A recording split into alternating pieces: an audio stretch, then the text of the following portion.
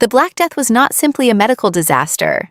It was a human catastrophe on a scale that medieval Europe had never experienced.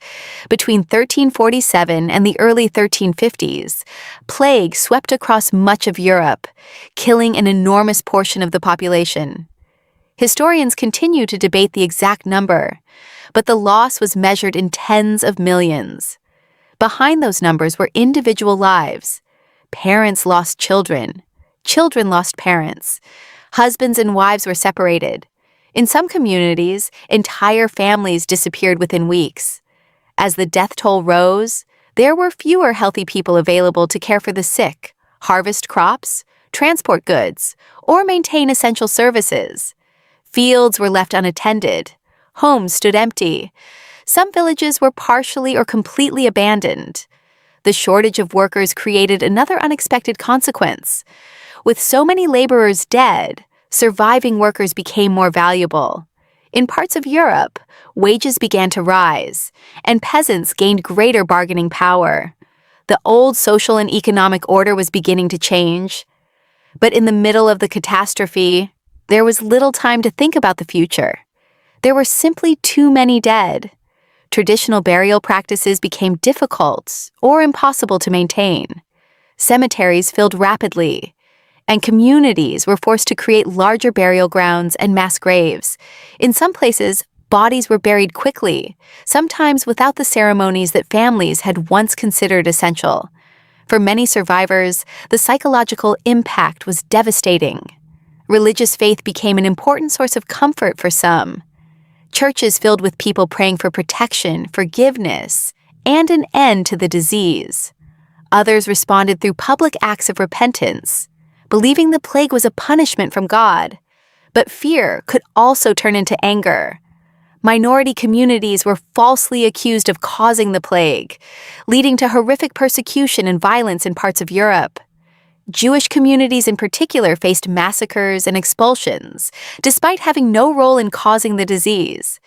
The Black Death had changed more than Europe's population. It had changed families, economies, religion, social relationships, and the way people understood death itself. And even after the first great wave of the plague began to fade, Europe would carry its scars for generations.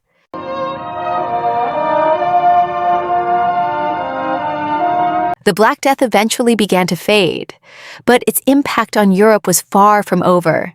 The plague had killed millions of people, leaving behind a continent with fewer workers, fewer farmers, and fewer skilled craftsmen. For those who survived, this created an unexpected change. Labor became valuable. Farmers, builders, craftsmen, and other workers were suddenly in greater demand. In some parts of Europe, surviving workers could ask for higher wages and better conditions because there simply weren't enough people to do the work. For centuries, medieval society had been built around a rigid hierarchy. At the top were kings and nobles. Below them were merchants, craftsmen, and peasants. But the enormous population loss disrupted that system. Landowners struggled to find workers, while peasants and laborers gained greater bargaining power. In some regions, governments attempted to control wages and restrict workers from demanding more. These efforts created resentment and contributed to social tensions and later uprisings. The economy was also transformed. With fewer people, there was less demand for certain goods and services. Some farms were abandoned, while other surviving farmers were able to acquire more land. Trade and production changed, and the old medieval economy slowly began adapting to a new reality. The plague also changed the way people thought about medicine and public health. Medieval doctors still lacked an understanding of bacteria and infectious disease, but the repeated outbreaks demonstrated the importance of isolation, sanitation, and controlling movement. Cities began developing more organized responses to epidemics. In later centuries, quarantine systems and public health measures would become increasingly important.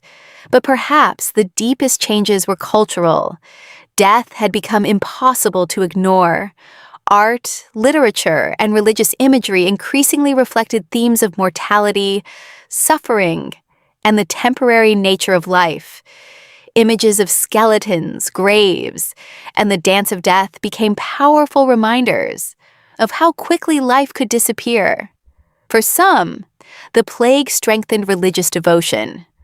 For others, the suffering raised difficult questions about faith, justice, and the nature of God.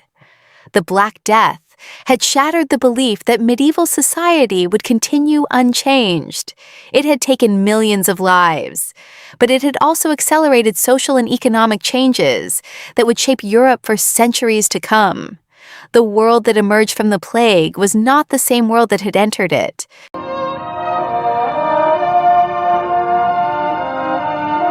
The first great wave of the Black Death eventually began to fade. But the plague did not disappear. For centuries afterward, outbreaks continued to return to different parts of Europe, Asia, and North Africa. Cities that had survived the catastrophe could still face new epidemics years or even generations later. The world had changed, but the disease remained. Today, scientists understand that plague is caused by a bacterium known as Yersinia pestis. The disease can be transmitted primarily through infected fleas, associated with rodents, although different forms of plague can also spread through other routes. Modern medicine can treat plague effectively with antibiotics when it is diagnosed and treated promptly. But medieval Europe had none of these tools. People did not know about bacteria. They could not see pathogens under a microscope, and they had no reliable way to stop an epidemic once it began spreading. That is one of the most important lessons of the Black Death. Disease does not exist in isolation. It is influenced by living conditions, sanitation, population density, transportation, trade, and the ability of communities to respond quickly. The Black Death demonstrated how interconnected societies could turn a local outbreak into a massive international catastrophe. It also showed the importance of accurate information. During the pandemic, fear and misinformation spread alongside the disease, sometimes leading to persecution and violence against innocent people. Today, modern public health systems rely on disease surveillance, laboratory testing, sanitation, medical treatment, and rapid communication to identify and control outbreaks. These systems exist partly because history has shown what can happen when societies are unprepared. More than 6 centuries later, the Black Death remains one of the most devastating pandemics in human history. Its victims were not simply numbers in a history book. They were parents, children, farmers, merchants, craftsmen, soldiers, and ordinary people who lived, worked, loved, and dreamed, just like people do today. The plague changed Europe's population. It transformed its economy. It reshaped its culture and religion. And it permanently changed the way societies understood disease and death. The Black Death is remembered not only because of how many people it killed, but because of how profoundly it changed the world that survived it. And perhaps its greatest lesson is still relevant today. When disease spreads, knowledge, preparation, cooperation, and compassion can make the difference between tragedy and survival. The Black Death may belong to the past, but its lessons never truly disappear.